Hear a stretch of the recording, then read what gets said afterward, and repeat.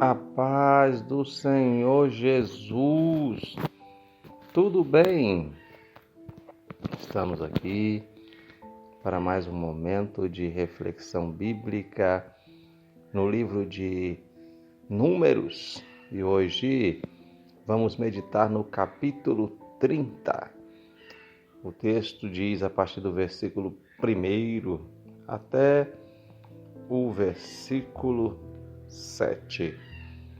E falou Moisés aos cabeças das tribos dos filhos de Israel, dizendo: Esta é a palavra que o Senhor tem ordenado. Quando um homem fizer voto ao Senhor, ou fizer juramento, ligando a sua alma com obrigação, não violará a sua palavra.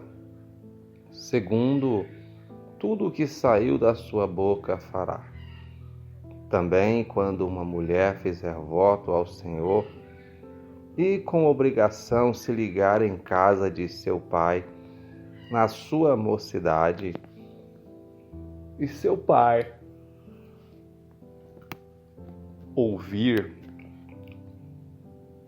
o seu voto e a sua obrigação com que ligou a sua alma, e seu pai se calar para com ela, todos os seus votos serão válidos, e toda obrigação com que ligou a sua alma será valiosa. Mas se seu pai se opuser, no dia em que tal ouvir, todos os seus votos e as suas obrigações com que tiver ligado a sua alma não serão válidos, mas o Senhor lhe perdoará, porquanto seu pai lhes vedou. E se ela tiver marido e for obrigada a alguns votos ou dito e refletido de seus lábios, com que tiver ligado a sua alma, e o seu marido o ouvir e se calar para com ela, no dia em que ouvir, os seus votos serão válidos e as suas obrigações com que ligou a sua alma serão valiosas. Amém. Louvado seja o nome do Senhor. Esse capítulo 30 de Números vai falar acerca dos votos. Quando um homem ou uma mulher fazia o voto diante do Senhor. A Bíblia nos diz no versículo 2 que quando um homem fazia um voto ao Senhor, então este não poderia violar ou deixar de cumprir aquilo que ele se comprometeu diante do Senhor.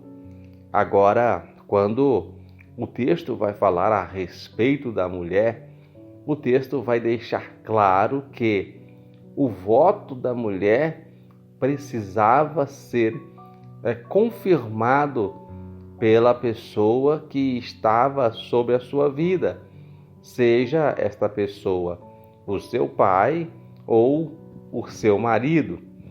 Isso nos mostra que, desde a antiguidade, o Senhor tem como princípio que o homem esteja sobre a mulher. Isso a gente vê ainda em Gênesis, no capítulo 2, no capítulo 3, aliás, quando acontece a queda, e o Senhor diz que o desejo da mulher seria para o seu marido. Logo, o Senhor estava estabelecendo um princípio de que a mulher estaria sujeita ao marido, que o homem seria, cabeça sobre a mulher. E nós vemos isto aqui nesta lei do voto, no capítulo 30 também. Nós encontramos essa mesma expressão já no Novo Testamento, quando a Bíblia nos diz assim que vós, mulheres, estareis sujeitas a vossos maridos, demonstrando que o princípio estabelecido em Gênesis ainda se mantinha na era cristã. Louvado seja o nome do Senhor. E aqui fica muito claro que quando uma mulher tinha o desejo de fazer um compromisso com o Senhor, um voto, uma aliança, a primeira coisa que ela deveria fazer para ser bem-sucedida era então convencer o homem que estava sobre a sua vida, seja ele o seu pai ou o seu marido, para que estes pudessem aprovar o seu voto.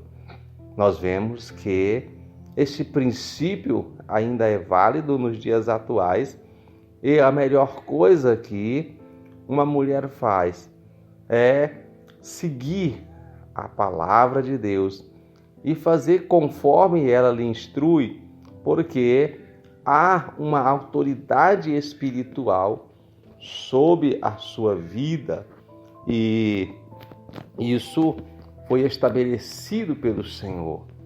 Vivemos em uma época em que existe uma influência muito grande à independência feminina, e isto vem contra os princípios bíblicos, pois nós sabemos que quando nós agimos de forma contrária à vontade de Deus, àquilo que o Senhor estabeleceu, nós alcançamos para as nossas vidas dores, dificuldades desnecessárias.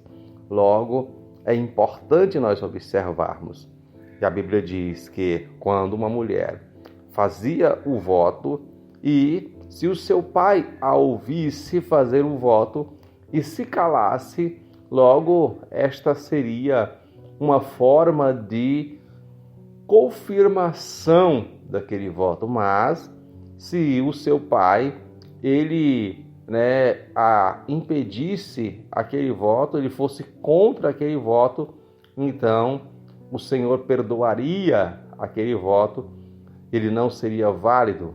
E o mesmo o Senhor diz acerca do marido, pois no versículo 7 que lemos diz que se o marido ouvir e se calar, então aqueles votos seriam válidos. Mas no versículo 8 diz que se o marido ouvisse e ele vedar aquele voto, logo ela estaria desobrigada de cumprir, pois o Senhor não havia recebido aquele voto. Então, que nós possamos aprender a viver conforme a palavra de Deus.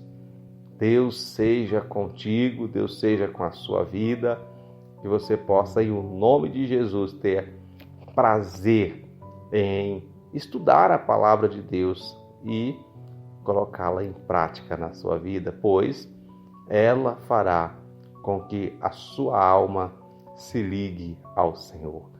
Deus abençoe você, Deus abençoe a sua casa, Deus abençoe a sua vida e até a nossa próxima reflexão bíblica no livro de Números.